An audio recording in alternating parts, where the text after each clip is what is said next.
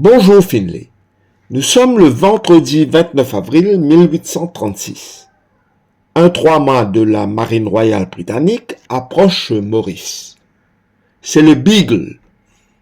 À son bord, le capitaine Fitzroy et un peu plus de 65 hommes d'équipage, dont le plus grand naturaliste de tous les temps, père de la théorie de l'évolution, M. Charles Darwin. Ils ont quitté le port de Plymouth en Angleterre pour une exploration scientifique autour du monde le 27 décembre 1831 et Maurice compte parmi les dernières escales. Ils y passeront 10 jours.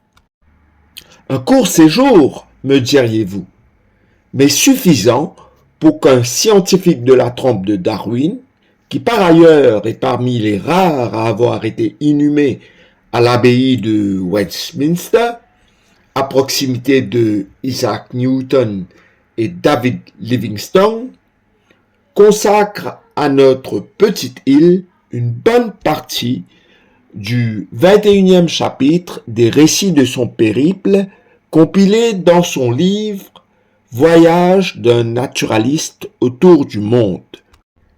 Déjà, en abordant le nord de l'île, les premières impressions du savant sont des plus élogieuses. Il évoque, je cite, « la belle plaine des pamplemousses, couverte çà et là de maisons colorées, en vert brillant par d'immenses champs de canne à sucre. » Fin de citation. Poursuivant son récit, il écrit que l'île entière avec ses montagnes centrales et la plaine qui s'étend jusqu'au bord de la mer a une élégance parfaite. Le paysage, dit-il, est harmonieux au plus haut degré. Il visite Port-Louis le lendemain. Au-delà de son caractère cosmopolite, il apprécie l'organisation, la propreté et l'ambiance animée de la capitale. Il remarque qu'en dépit de l'appartenance anglaise depuis plus de 26 ans, la culture française est omniprésente à Maurice. Même les résidents anglais, dira-t-il, parlent français à leurs domestiques. Évidemment, car le traité de capitulation est passé par là, et il est jalousement défendu par les franco-mauriciens. Le naturaliste est impressionné par les prisonniers indiens qui s'affairent à des travaux infrastructurels de la capitale. En effet, Robert Farquhar en avait fait venir environ 900 pour la culture du verre à soie et pour construire les routes. D'autres gouverneurs, lui, emboîteront le pas. Darwin trouve qu'ils sont propres, imposants, se conduisent très bien et sont très fidèles à leur religion qu'il qualifie d'étrange.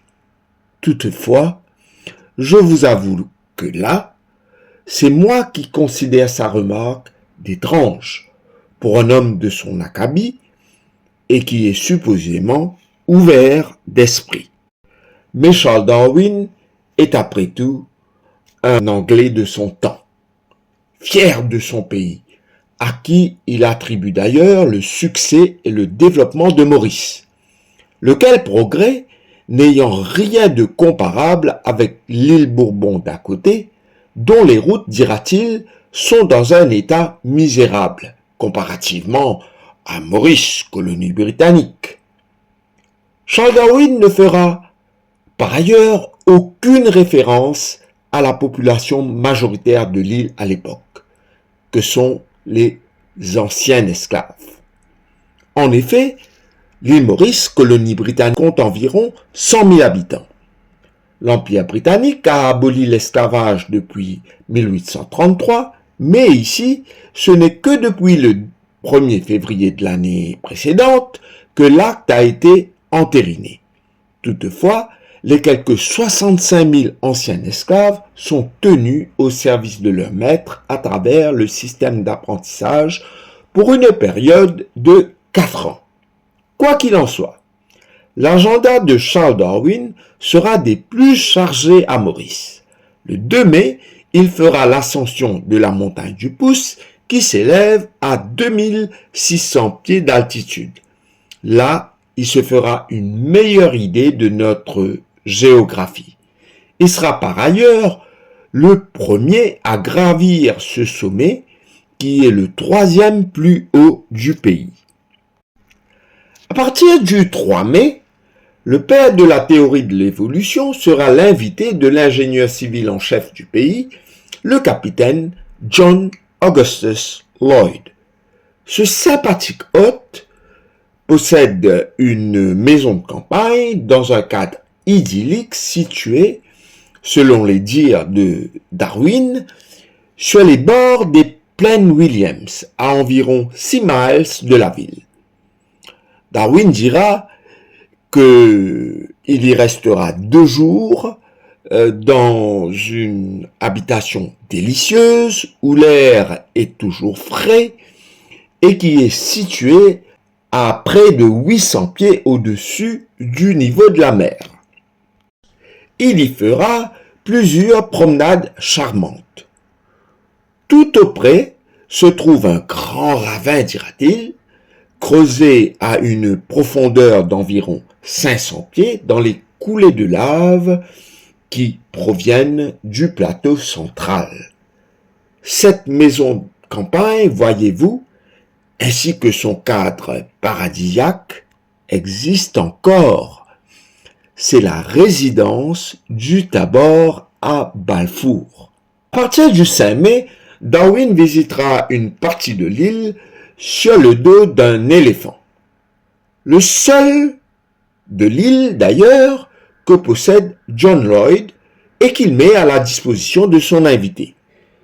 De ses propres mots, Darwin trouvera rien de plus pittoresque comme le contraste des collines escarpées et des champs cultivés.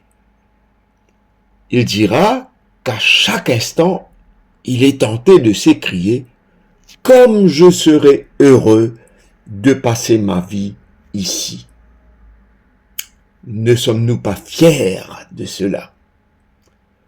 Toutefois, le 9 mai, Charles Darwin reprend la mer sur le Beagle pour retourner en Angleterre. Il poursuivra sa carrière de chercheur naturaliste avec brio et contribuera à changer nos rapports à la création et à la civilisation, entre autres, pour le meilleur, mais aussi pour le pire, lorsque ces théories seront malheureusement perverties pour donner la doctrine ignoble du darwinisme social.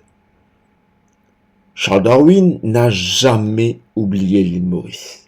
En 1874, il s'insurgera avec d'autres scientifiques contre le déboisement de l'île d'Aldabra aux Seychelles, qui faisait alors partie de Maurice. Il exprime ses inquiétudes dans une lettre adressée au gouverneur Hamilton Gordon. Ce dernier accueillera favorablement la requête de protéger l'île d'Aldabra. Ainsi, les tortues géantes d'Aldabra seront sauvées et bon nombre d'entre elles ramenées à Maurice, non pour les manger cette fois-ci, mais pour les protéger. J'espère que vous avez apprécié ce voyage dans le temps sur les traces de Charles Darwin à Maurice il y a 190 ans. Merci Finlay et bon dimanche à tous.